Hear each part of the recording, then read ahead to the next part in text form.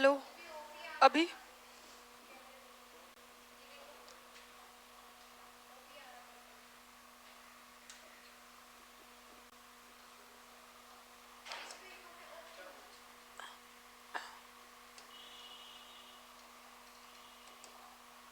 Hello.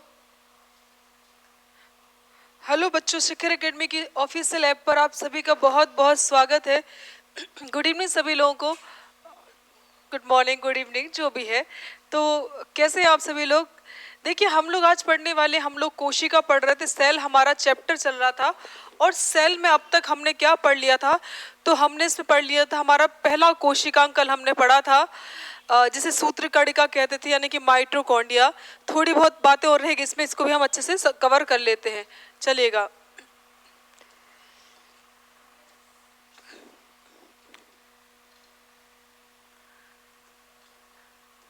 माइटो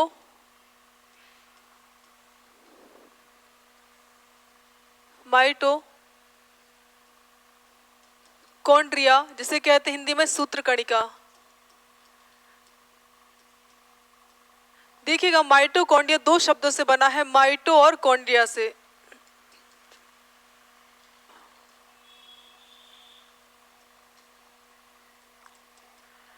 माइटो मतलब क्या होता है? थ्रेड्स। थ्रेड्स का मतलब हिंदी में होता है धागे। थ्रेड्स का मतलब क्या होता है? धागे होता है। और कॉन्ड्रिया मतलब क्या होता है? ग्रेन्यूल्स होता है।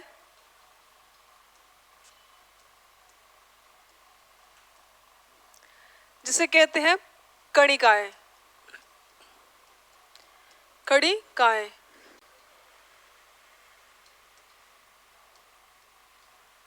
तो धागेनुमा कणिकाओं को ही क्या कहा जाता है? माइटोकॉन्ड्रिया। हम क्या बोलेंगे? ये या माइटोकॉन्ड्रिया धागेनुमा कणिकाएं होती हैं।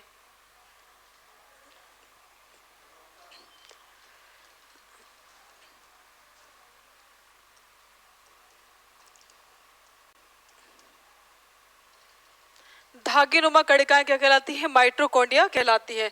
खोज वगैरह हमने कल उस दिन देख ली थी, लास्ट वीडियो में बहुत अच्छे से। खोज किसने की थी? कॉलिकर ने की थी। जबकि माइटोकॉन्ड्रिया का बायोप्लास्ट नाम से अध्ययन किसने किया था? तो ये अल्टमैन ने किया था। वहीं माइटोकॉन्ड्रिया जो नाम है वो किसने दिया था? तो ये दिया था हमारे सी बेंडा, यानी कार्ल बेंडा ने दिया था। ये बातें आपको याद रखनी है। देखिएगा, अगर आपसे पूछे एग्जामिनर कि ऐसा कोशिका के भीतर ऐसा पहला कौन सा अंग है जिसकी खोज की गई, तो माइटोकॉन्ड्रिया की खोज सबसे पहले की गई कोशिका के भीतर। तो मैं यहाँ लिख देती हूँ, कोशिका के अंदर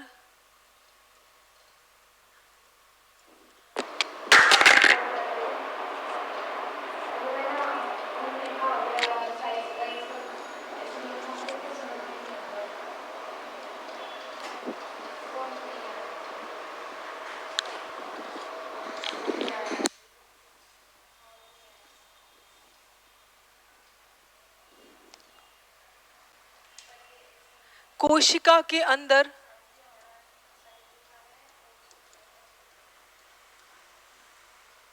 माइटोकॉन्ड्रिया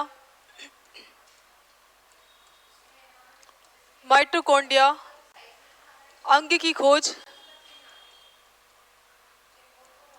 सर्वप्रथम की गई। सर्वप्रथम की गई। कोशिका के अंदर माइटोकॉन्ड्रिया नामक कोशिकांग की खोज सबसे पहली बार की गई थी। ठीक है, याद रहेगा। दूसरा फैक्ट यहीं पे याद रखिएगा, यह कोशिका का दूसरा सबसे बड़ा अंग होता है। कैसा? यह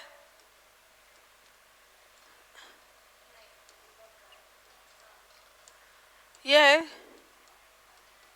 कोशिका का दूसरा सबसे बड़ा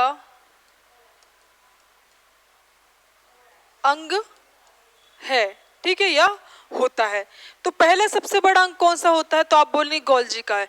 गोल्जी बॉडी जो होती है वह सबसे बड़ा कोशिकांग होता है, जबकि दूसरा सबसे बड़ा कोशिकांग माइटोकॉन्ड्रिया होता है। ओके, अब चलिए आगे। अब मैं आपको समझाती हूँ, एक इमेज, एक चित्र बनाते हैं जिसके माध्यम से आपको पूरी चीजें स्पष्ट हो जाएंगी। माइटोकॉन्ड्रिया कुछ इस प्रकार की क्या होती है? संरचना होती है। ओके, इसके चारों तरफ एक झिल्ली पाई जाती है जिसे हम क्या कहते हैं?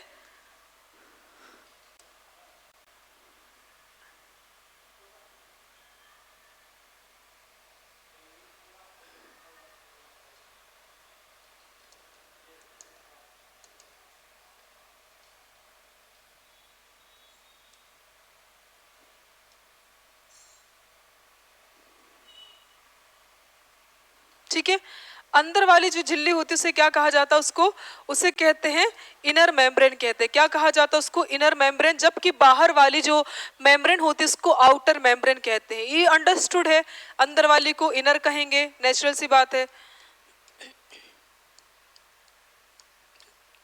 और बाहरी वाली को आउटर मेम्ब्रेन, आउटर मेम्ब्रेन। ठीक है, अब अंदर इस टाइप की संरचनाएं पाई जाती हैं।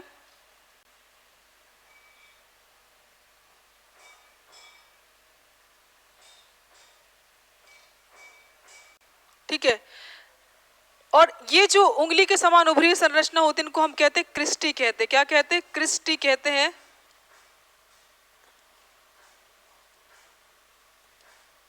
क्रिस्टी मतलब वलकुट होता है।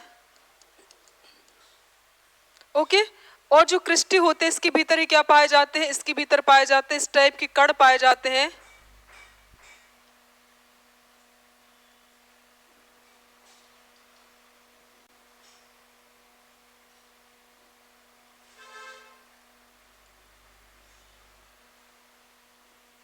इन्हें हम क्या कहते हैं? इनको F1 कण कहते हैं। क्या कहते हैं इनको? F1 कण कहा जाता है। F1 कण, या इनको ही क्या बोलते हैं? ऑक्सीसोम कहते हैं। ऑक्सीसोम कहते हैं। आ रही बात समझ में? देखो अब ये इंपॉर्टेंट क्यों है? क्रिस्टी को हम हिंदी में कहते हैं वलकुट कहते हैं। हिंदी वर्ड मत याद रखिए, इंग्लिश टर्म ही आप याद रखिए। अब यहाँ पर एक जो ये काफी ज्यादा इंपॉर्टेंट है, और जो माइटोकॉन्ड्रिया होता है यहाँ पर ही क्या पाए जाते हैं? यहाँ पर डीएनए पाए जाते हैं। क्या पाए जाते हैं? यहाँ पर डीएनए नामक संरचनाएं पाई जाती हैं। ठीक है, और यहाँ पर मैट्रिक्स भरा हुआ रहता है। मैट्रिक्स अर्ध ठोस पदार्थ जो होता है उसे क्या कहा जाता है? मैट्रिक्स कहा जाता है इसमें। अब कैसे और पूछेगा? क्रिस्टी जो होता है इसको माइटोकॉन्ड्रिया का दिल कहा जाता है, यानी कि it is known as heart of mitochondria. तो यहाँ पे मैं लिख देती हूँ क्रिस्टी को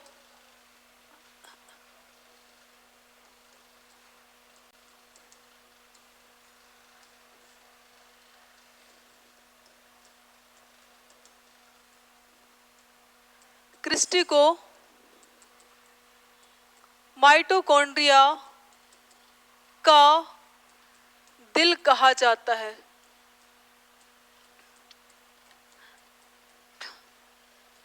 क्रिस्टी को माइटोकॉन्ड्रिया का दिल कहा जाता है, आप कह सकते हो cristae is known as heart of mitochondria. चलो ठीक है भाई,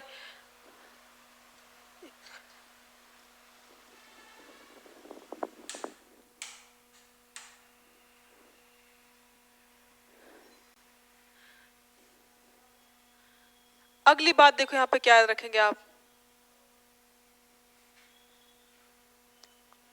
स्पष्ट नहीं दिखाई दे रहा है, लग रहा मुझे ऐसा।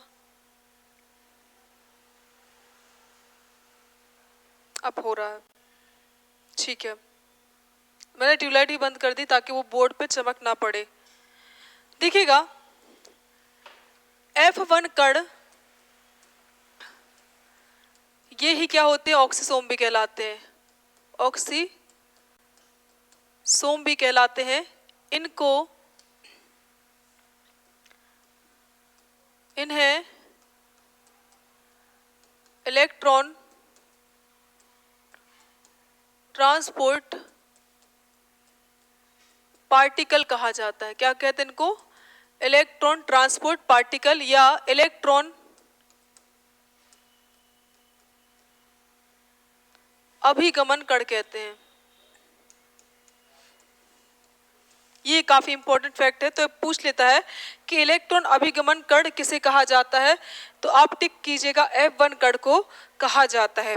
दूसरी बात, यहाँ पर क्रेब्स चक्र प्रक्रिया कहाँ पर होती है, तो ये फैक्ट भी बहुत इंपॉर्टेंट है। तो क्रेब्स चक्र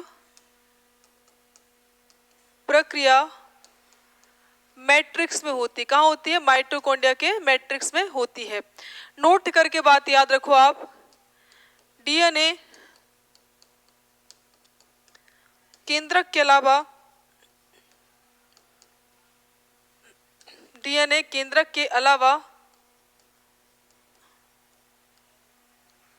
माइटोकॉन्ड्रिया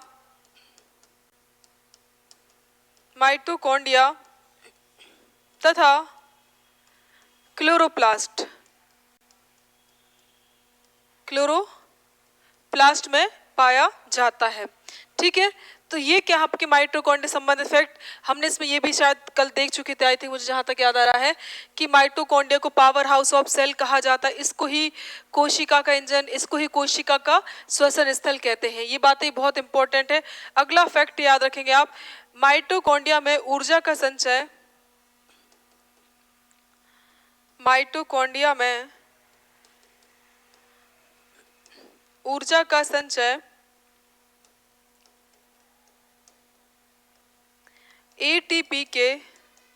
एटीपी के रूप में होता है। और एटीपी का फुल फॉर्म काफी ज्यादा इंपॉर्टेंट है। एटीपी का फुल फॉर्म होता है adenosine triphosphate. Adenosine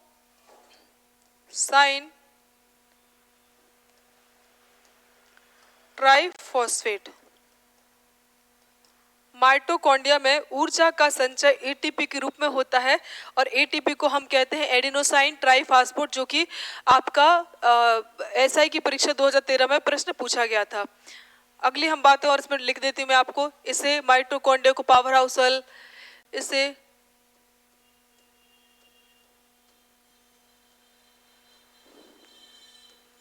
power house of cell, इसी को हम क्या कहते हैं? इसी को कोशिका का श्वसन स्थल,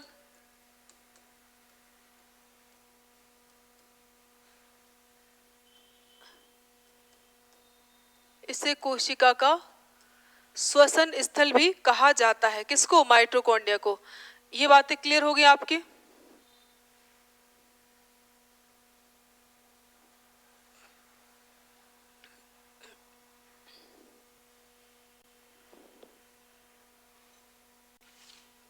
तो ये हमारा माइटोकॉन्ड्रिया हो जाता है। इसका एक फंक्शन देख लेते हैं, कार्य। माइटोकॉन्ड्रिया क्या काम करता है? तो पहला तो इसका इंपॉर्टेंट काम होता है, यहाँ पर ऊर्जा का संचय होता है। बिल्कुल ठीक है, तो एनर्जी स्टोर, ऊर्जा का संचय करता है।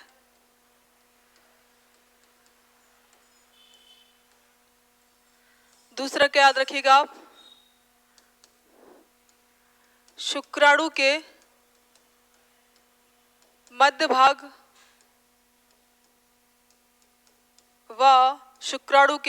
व अंडे के योग का निर्माण करता है। अंडे के योग का निर्माण करता है। ठीक है, तो ये मेन क्या होते हैं, इसके काम होते हैं। और एक और फैक्ट याद रखना यहाँ पर, जो माइटोकॉन्ड्रिया होते हैं, माइटोकॉन्ड्रिया की संख्या कोशिका के भीतर फिक्स्ड नहीं होती है, अर्थात माइटोकॉन्ड्रिया की संख्या अनिश्चित होती है। कैसी होती है? अनिश्चित। माइटोकॉन्ड्रिया की संख्या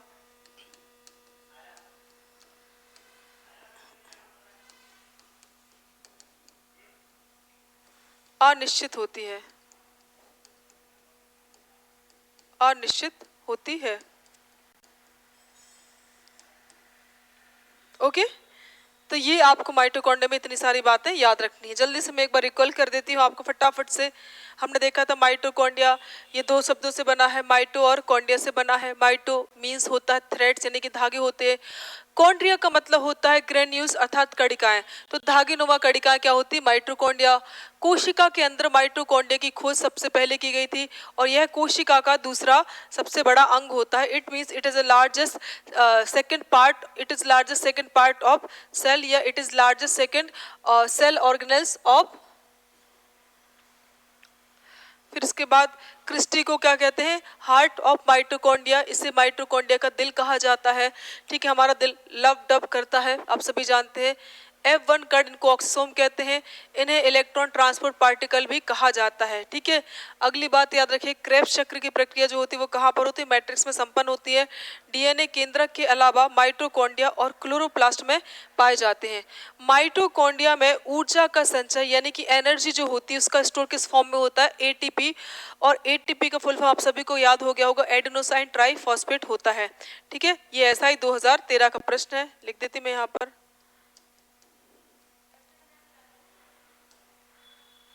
इसे क्या कहते हैं? इसको powerhouse of cell, it is known as powerhouse of cell, it is known as respiratory place of cell, अर्थात कोशिका का श्वसन स्थल भी कहा जाता है। ये काम वगैरह आप याद कर लीजिएगा। अगला कोशिकांग हम पढ़ने वाले इसमें एंडोप्लाज्मिक रेटिकुलम। चलो नेक्स्ट हम ले रहे हैं ई आर, जिसे कहते हैं एंडोप्लाज्मिक रेटिकुलम। ई आर अर्थात एंडो प्लाज्मिक रेटिकुलम। अंतः प्रद्रव्य जालिका, हिंदी में क्या कहते हैं इसको? अंतः प्रद्रव्य जालिका। ओके, आप देखो यहाँ पर समझते हैं। आपको याद होगा कोशिका होनी ही चाहिए, भूलना नहीं चाहिए। ये थी हमारी कोशिका। ठीक है, कोशिका के भीतर क्या था? केंद्रक था, और केंद्रक के चारों तरफ एक झिल्ली पाई जाती है जिसे बोलते हैं केंद्रक झिल्ली। और यहाँ से इस टाइप से केंद्रक झिल्ली से चिपकी हुई संरचना थी जिसे हम क्या कहते थे? जिसे हम कहते थे ई आर कहा जाता है। क्या कहा जाता है? ई आर कहा जाता है, अर्थात एंडोप्लाज्मिक रेटिकुलम। और जो ई आर होता है उस पर क्या चिपके रहते हैं? राइबोसोम के कण लगे होते हैं, या आप कह सकते हैं इस पर कणनुमा संरचनाएं पाई जाती हैं जिन्हें हम राइबोसोम कहते हैं।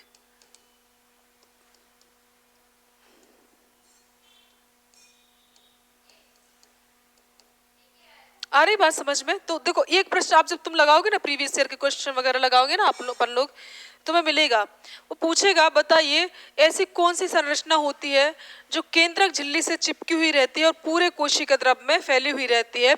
तो आप टिक करेंगे ई आर, यानी कि एंडोप्लाज्मिक रेटिकुलम। ओके, तो इसको समझ लेते अपन। सबसे पहला फैक्ट से खोज।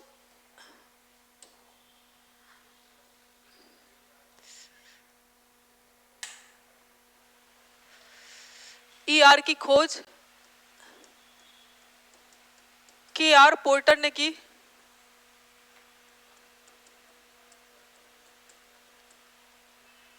इसकी खोज के आर पोर्टर ने की। दूसरी बात याद रखिएगा, इसका नाम नहीं, इसका सॉरी, इसे कोशिका का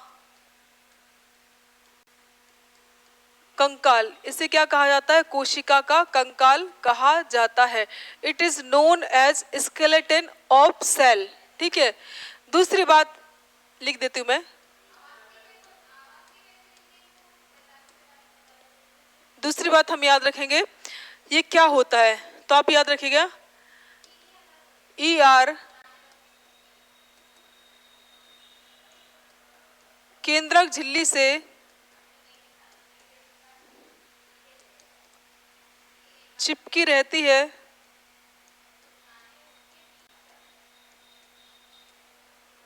और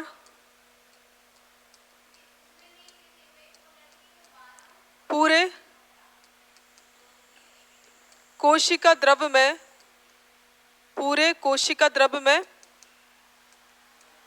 फैली रहती है। पूरे कोशिका द्रव में क्या होती है? फैली रहती है। एंडोप्लाज्मिक रेटिकुलम केंद्रक झिल्ली से चिपकी हुई रहती है और पूरे कोशिका द्रव में फैली हुई रहती है। ये बात भी आपको यहाँ पर याद रखनी है। अच्छा चलो ठीक है, याद रख लेंगे भाई। अब देखो यहाँ पर जो एंडोप्लाज्मिक रेटिकुलम होते हैं ये राइबोसोम की उपस्थिति के आधार पर कितने प्रकार के होते हैं? 2 प्रकार के। There are 2 types of endoplasmic reticulum. ठीक है, on the basis of ribosome.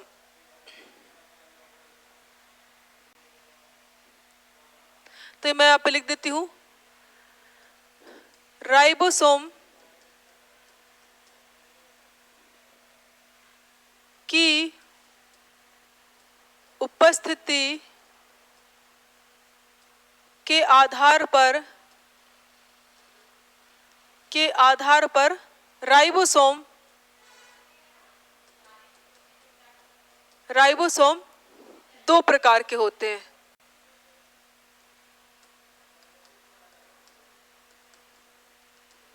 दो प्रकार के होते हैं। कौन कौन से दो प्रकार होते हैं? एक लिखेंगे हम रफ एंडोप्लाज्मिक रेटिकुलम और दूसरा लिखेंगे smooth endoplasmic reticulum.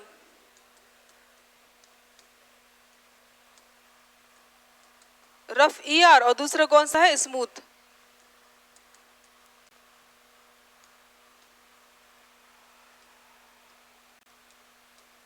Smooth ER. Rough मतलब क्या होता? खुरदरा।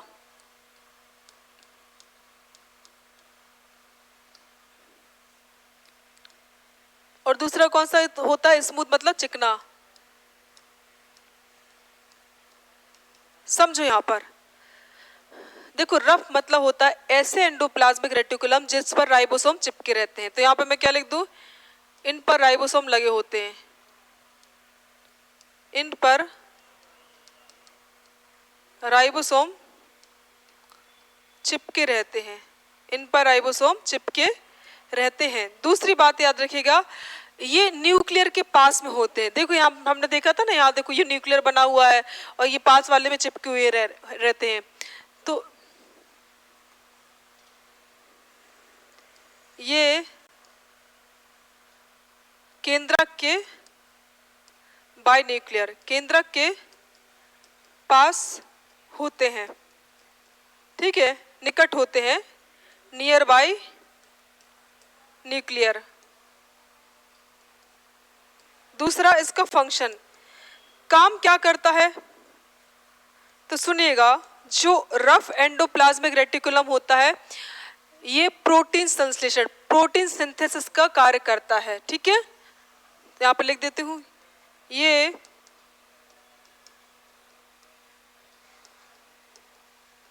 प्रोटीन संश्लेषण का कार्य करता है। ठीक है, प्रोटीन सिंथेसिस का काम करता है।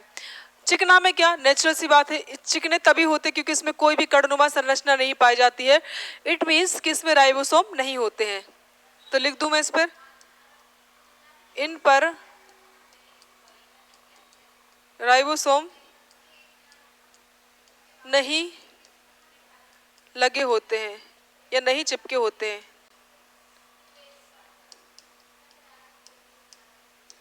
इन पर राइबोसोम नहीं चिपके होते हैं। और ये कैसे होते हैं? तो ये केंद्रक से दूर होते हैं। ये केंद्रक से दूर होते हैं। ठीक है, क्लियर? अब ये क्या काम करता है? वो तो प्रोटीन संश्लेषण कर रहा है। क्यों कर रहा है प्रोटीन संश्लेषण? क्योंकि उस पर राइबोसोम है, और राइबोसोम को ही तो प्रोटीन का फैक्ट्री कहते हैं। क्यों कहते हैं? क्योंकि राइबोसोम प्रोटीन संश्लेषण करता है। आ रही बात समझ में? तो ये क्या करता है? ये वसा का संश्लेषण, ये आप कह सकते हो लिपिड्स का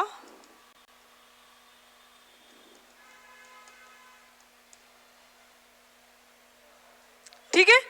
तो ये हमारा कौन सा हो जाता? आपका ER हो जाता। अब हम पढ़ने वाले हैं राइबोसोम। मैं पानी पी लेती हूँ, आप लोग भी पी लीजिए। दिन भर में 3 से 4 लीटर पानी पीते रहना चाहिए।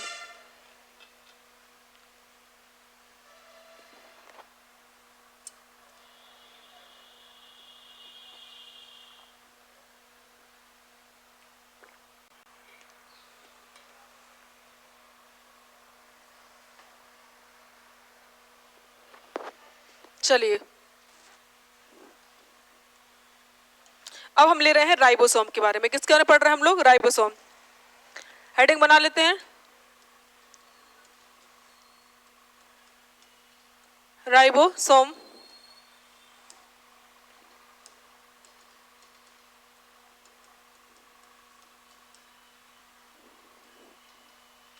ठीक है, सबसे पहली बात, राइबोसोम की खोज किसने की थी? तो जी पैलाडे ने की। कब की? ये ईयर तो खैर मुझे एग्जैक्ट अभी याद नहीं आ रहा, आई थिंक 1955 है जहां तक, but I am not sure, आप चेक कर लीजिएगा। इतनी ज्यादा इंपॉर्टेंट है भी नहीं है इसकी खोज।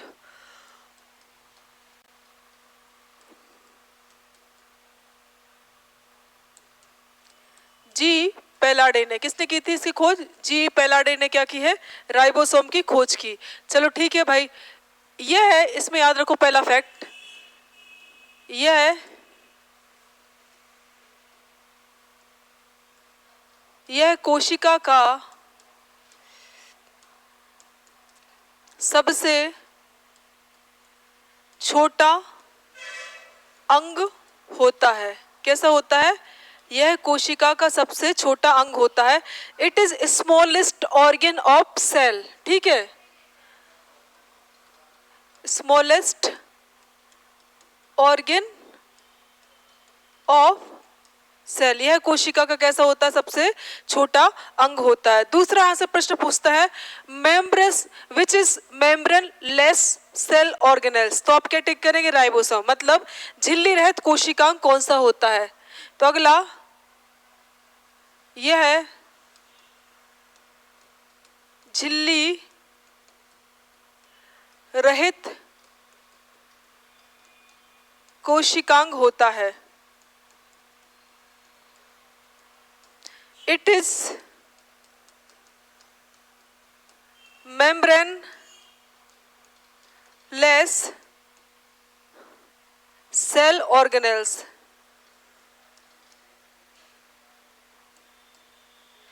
यह कैसा होता है? झिल्ली रहित कोशिकांग होता है। कहीं कहीं दिया रहता है एकल झिल्ली रहित कोशिकांग, क्योंकि हमारी जो कोशिका होती है उसके भीतर अधिकांश जो अंग होते हैं वो कैसे होते हैं? डबल लेयर, मतलब दोहरी झिल्ली से घिरे हुए कोशिकांग पाए जाते हैं। लेकिन ये जो होता है ये मेम्ब्रेन लेस होता है। मैं एकल झिल्ली, देखो मैं बता रही हूँ आपको मेम्ब्रेन लेस ही होता है, लेकिन प्रश्न पूछा गया था वेपम में तो उसमें एकल झिल्ली वाला ही पूछा गया था, तो राइबोसोम में उत्तर दिया था, तो आप लगा दीजिएगा। ठीक है, आगे क्या काम करता है? इसे प्रोटीन की फैक्ट्री कहते हैं। इसे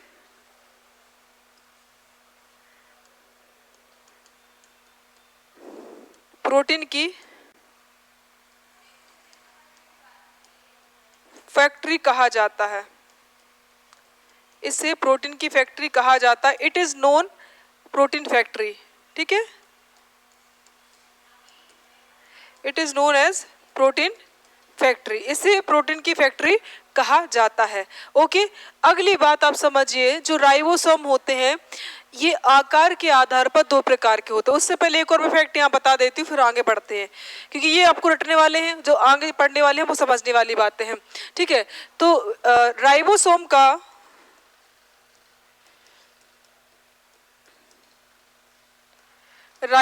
का प्रयोगशाला में सर्वप्रथम संश्लेषण नोमुरा ने किया। किसने किया था? नोमुरा ने किया है। ठीक है, ये बात भी आपको याद रखनी है। ओके, अब हम पढ़ेंगे राइबोसोम कितने प्रकार के होते हैं? दो प्रकार के। ठीक है, एक आपने सुना होगा 70S राइबोसोम और दूसरा सुना होगा 80S राइबोसोम। चलो इसको अगले पेज में पढ़ते हैं, क्योंकि यहाँ जगह भी कहाँ है कि हम समझा पाए इसको। तो आकार के आधार पर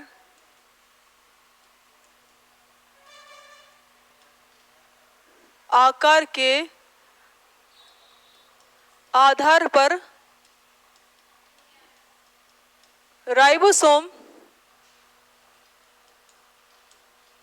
दो प्रकार के होते हैं। On the basis of size, there are two types of ribosome. First one is 70S ribosome and second one is 80S ribosome.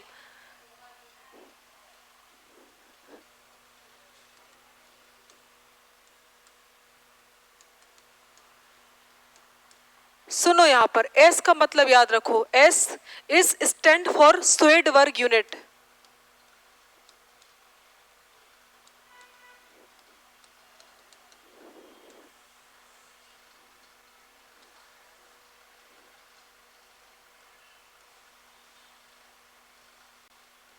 Svedberg unit. ठीक है, एस का मतलब होता है यहाँ पर। और दूसरा होता है 80S राइबोसोम।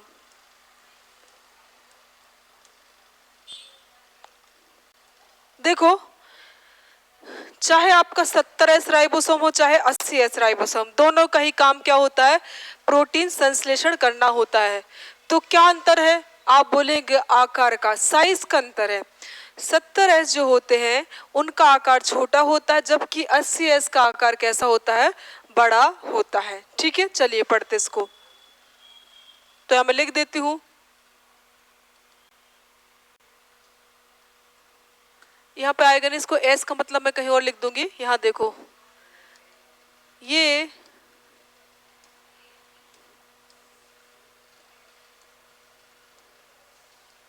आकार में छोटे होते हैं, ये आकार में छोटे होते हैं, जबकि 80S कैसे होते हैं, ये आकार में बड़े होते हैं। ये आकार में कैसे होते हैं, बड़े होते हैं। 70S राइबोसोम किसमें पाए जाते हैं, तो ये प्रोकैरियोटिक कोशिका में, ये प्रोकैरियोटिक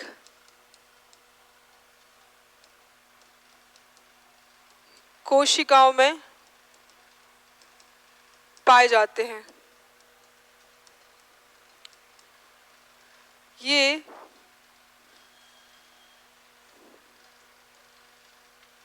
प्रोकैरियोटिक कोशिकाओं में पाए जाते हैं, जबकि ये किसमें पाए जाते हैं, तो 80S राइबोसोम होते हैं, इट्स फाउंड इन यूकैरियोटिक कोशिका। ये अरे यार,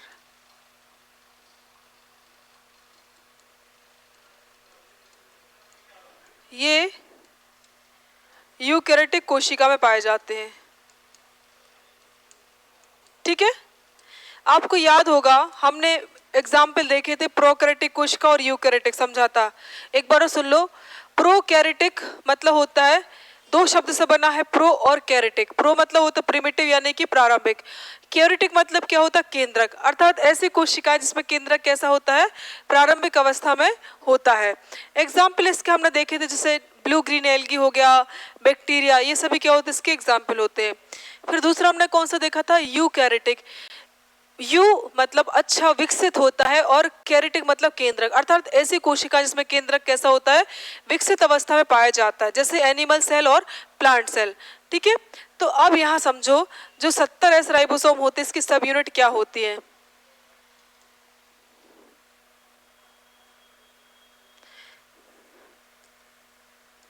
ये दो सब यूनिट से बने होते हैं, इट इज मेड बाय 2 सब यूनिट।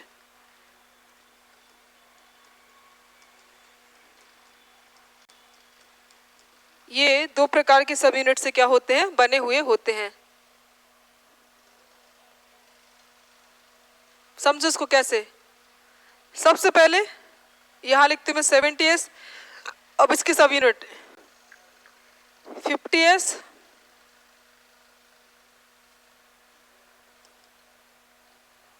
और नीचे 30S। ठीक है, असल में जो राइबोसोम होता है वो कैसा होता है, ये डमरू के आकार का होता है। कैसा होता है, डमरू के आकार की संरचना होती है। राइबोसोम भगवान शिव जी का जो डमरू होता है उस आकार की क्या होती है, ये एक संरचना होती है। यहाँ देख लेते हैं तो और समझ में आ जाएगा, आपको स्पष्ट हो जाएगा। कुछ इस प्रकार का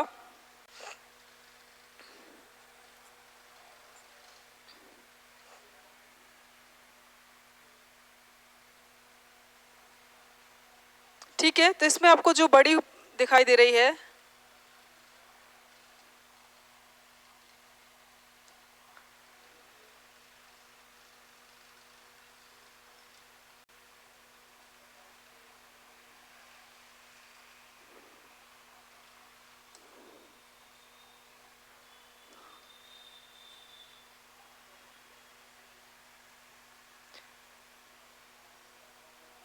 आ रही बात समझ में। देखो यहाँ पर जो आपको ऊपर की तरफ दिखाई दे रही है, जो बड़ी वाली दिखाई दे रही, इसको आप रिप्रेजेंट करेंगे 50S। क्या लिख देंगे यहाँ पर, 50S लिख देंगे। जबकि नीचे जो आपकी यूनिट दिखाई दे रही है वो छोटी दिखाई दे रही है, उसको क्या लिख देंगे हम, 30S लिख देंगे। क्या लिख देंगे इसको, 30S। तो इस प्रकार की क्या होती है, संरचनाएं होती हैं। ठीक है, ऐसे क्या होता है, आपको 80S जो होता है ये भी दो प्रकार के सब यूनिट से बने होते हैं। कौन सी होती है, यहाँ पे लिखती हूँ मैं 80s, 60s और 40s। ठीक है, तुलनात्मक रूप से कैसे होती है, बड़े होते हैं।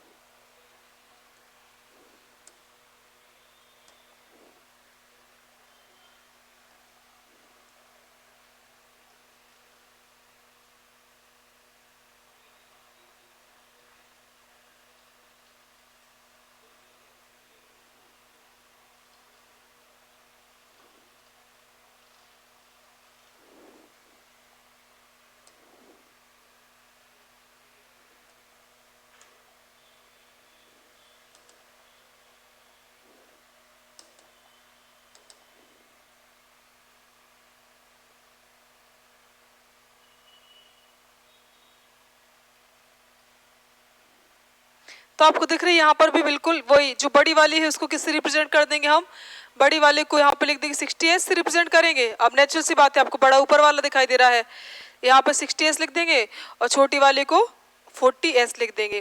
तो इस प्रकार की क्या होती है, दो सब यूनिट से मिलकर बने होती है। इनका जो अवसादन गुणांक होता है ये इस तरह से निकलता है। आगे बात समझ में यहाँ पर कि क्या देखा हमने राइबोसोम में, राइबोसोम में सबसे पहली बात देखी हमने, यह कोशिका का सबसे छोटा अंग होता है, it is smallest cell organelles. ठीक है, दूसरा it is a membraneless cell organelles, मतलब कोशिका झिल्ली रहित कैसा होता है, या झिल्ली रहित कोशिकांग होता है, इसे प्रोटीन की फैक्ट्री कहा जाता है।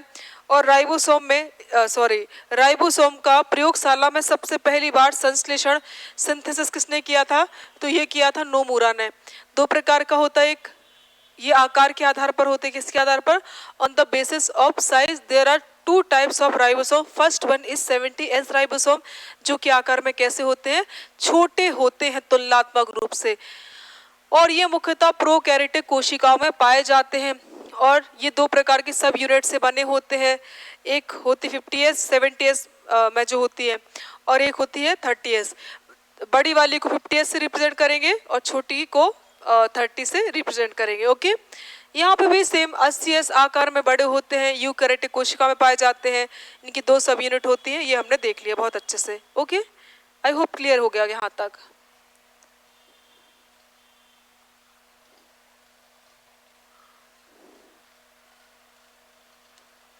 अब यहाँ पर एक दो बातें और रह गई हैं, जैसे कि हाँ, ये एक और बात सुने, यहीं पे सुन लो, ये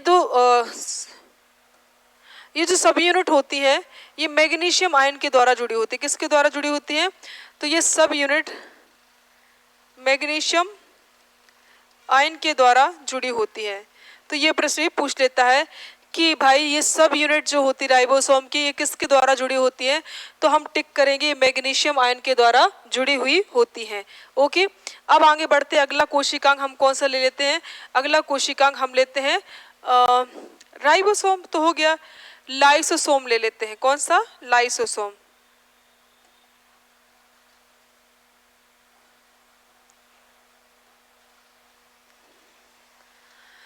चलो अगला ले रहा हम लाइसोसोम, इसको हिंदी में कहते हैं लयनकाय। क्या कहते हैं इसको हिंदी में, लयनकाय कहते हैं। बहुत ही जाना माना प्रश्न, और आप सभी लोग जानते हैं जो लाइसोसोम होता है ये एनिमल सेल में उपस्थित होता है, प्लांट सेल में नहीं पाया जाता है। उससे पहले भी एक और बात जान लेते हैं, इसकी खोज किसने की थी,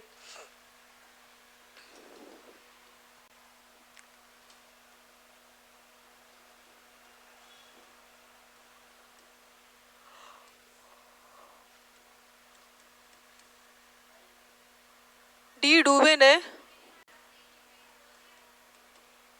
1955-56 में क्या हुई थी, लाइसोसोम की खोज की थी।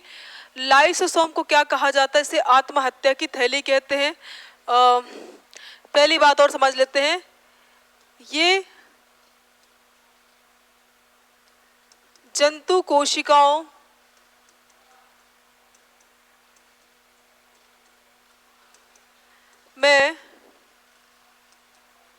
पाए जाते हैं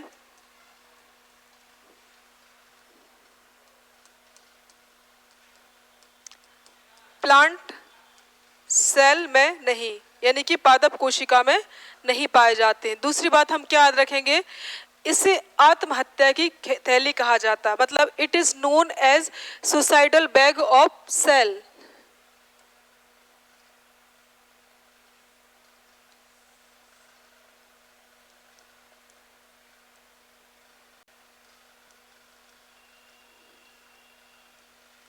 इसे आत्महत्या की थैली कहा जाता है। क्यों कहा जाता है ना?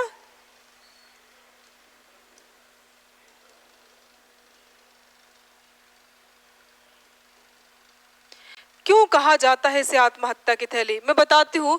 अब यहाँ थोड़ा सा देखो, एक मैं चित्र बनाती हूँ, समझ में आ जाएगा आपको। जैसे ये क्या बना है, यहाँ पर ये लाइसोसोम बनी है,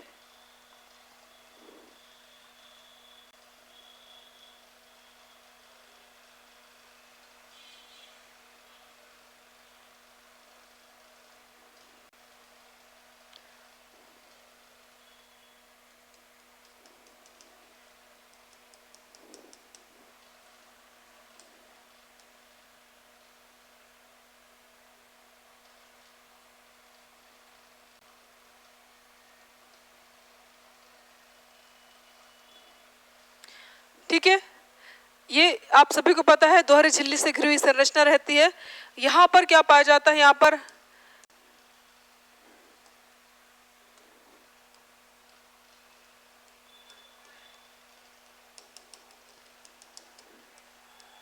हाइड्रोक्लोरिक एंजाइम पाए जाते हैं।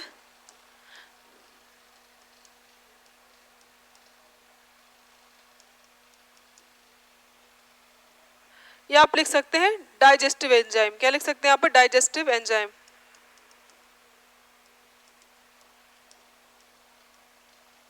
ठीक है। अब जो हमारी लाइसोसोम होती है, इसके भीतर क्या भरे रहते हैं, एक थैलीनुमा संरचना होती है, और इसके भीतर क्या भरे होते हैं, डाइजेस्टिव एंजाइम पाए जाते हैं। असल में क्या होता है, जब किसी कारण से कोशिका को नुकसान होता है, क्षति पहुंचती है, या तो जब लाइसोसोम फट जाते हैं, लाइसोसोम फटते हैं, तो ये एंजाइम क्या होते हैं, फ्री हो जाते हैं, और ये एंजाइम क्या करने लगते हैं, चूंकि डाइजेस्टिव होते हैं, तो दूसरे अन्य जो कोशिका के भाग होते हैं उनको नष्ट करने लगते हैं, और स्वयं को भी क्या करने लगते हैं, खाने लगते हैं। इसीलिए इसे क्या कहते हैं, आत्महत्या की थैली कहा जाता है। याद रहेगा, बहुत इंपॉर्टेंट फैक्ट पूछता है, किस कोशिकांग के नष्ट होने से कैंसर होता है।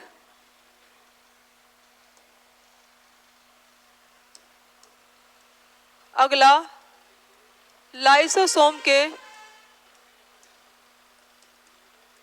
नष्ट होने से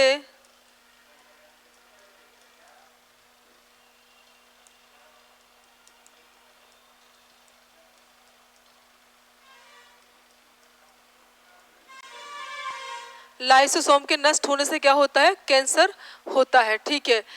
एक और बहुत इंपॉर्टेंट फैक्ट, एंडोप्लाज्मिक रेटिकुलम ये क्या करते हैं, और गोल्जी का, ये लाइसोसोम का निर्माण करते हैं। तो ER और गोल्जी बॉडी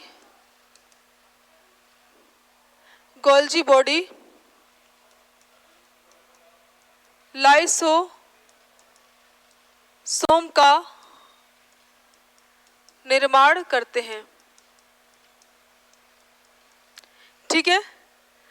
आपको पता, मैं बताना चाहूंगी कि जब क्या होता है, जब कोई व्यक्ति रोग की अवस्था में होता है या फिर अनशन पर बैठता है, तो उस दौरान पोषण देने का काम कौन करते हैं, लाइसोसोम करते हैं। कौन करते हैं, लाइसोसोम करते हैं।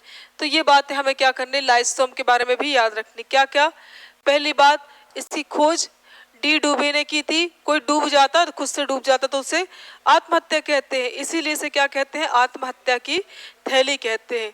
आपको ये वाला ईयर याद रखना है। 1955-56 में क्या हुई थी, इसकी खोज हुई थी। ये जंतु कोशिकाओं में पाए जाते हैं, प्लांट सेल में नहीं। इसे आत्महत्या की थैली यानी सुसाइडल बैग ऑफ सेल कहा जाता है। इसको लाइसोसोम के नष्ट होने से कौन सा बीमारी होती है, कैंसर होता है। एंडोप्लाज्मिक रेटिकुलम और गोल्जी बॉडी लाइसोसोम का क्या करते हैं, निर्माण करते हैं। ठीक है, याद रखिएगा। और ये मतलब मुख्यतः लाइसोसोम एनिमल सेल में भी उन कोशिकाओं में पाए जाते हैं जो एंजाइम का सिक्रेशन करती हैं। ओके, ये हो गया आपका लाइसोसोम, यहाँ पर कंप्लीट हो जाता है। अब हमें कौन सा लेना अगला कोशिकांग, अगला हम ले लेते हैं लवक, ले लेते हैं जिसे बोलते हैं प्लास्टिड। अब सभी लोग जानते हैं जो लवक होता है वो प्लांट सेल में पाया जाता है, एनिमल सेल में नहीं।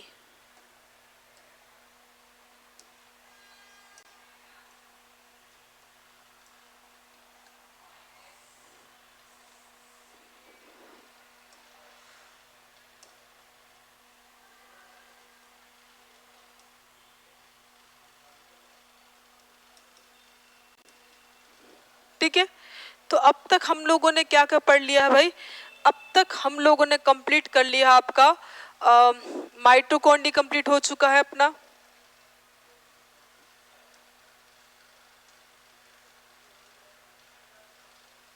हमने माइटोकॉन्ड्रिया पढ़ लिया, राइट। देन इसके बाद हमने एंडोप्लाज्मिक रेटिकुलम के बारे में पढ़ा। उसके बाद हमने राइबोसोम, ठीक है, दो प्रकार के, एक रफ एंडोप्लाज्मिक रेटिकुलम देखा था, एक रफ मतलब जिस पर राइबोसोम चिपके रहते हैं और ये न्यूक्लियर के पास में होते हैं, काम होता है प्रोटीन संश्लेषण करना। चिकने वाले का क्या है, ये इन पर राइबोसोम नहीं पाए जाते हैं, ये केंद्रक से दूर होते हैं और ये लिपिड्स यानी कि वसा का क्या करते हैं, संश्लेषण करने का कार्य करते हैं। ठीक है, अगला फिर हमने इसमें क्या देखा था,